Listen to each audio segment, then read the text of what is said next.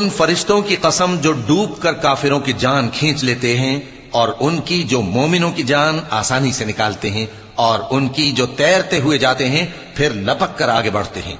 फिर दुनिया के कामों का इंतजाम करते हैं कि वो दिन आकर रहेगा जिस दिन वो जलजला आएगा, फिर उसके पीछे और जलजला आएगा।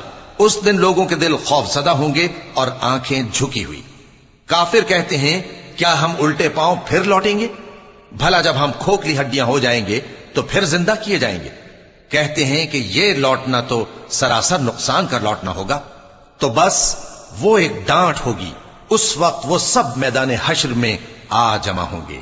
अला तुमको मूसा की हिकायत पहुंची है जब उनके परवरदिगार ने उनको पाक मैदान यानी तुआ में पुकारा और हुक्म दिया कि फिरौन के पास जाओ कि वो सरकश हो रहा है। फिर उससे कहो कि क्या तू चाहता है कि पाक हो जाए और मैं तुझे तेरे परवरदिगार का रास्ता बताऊं।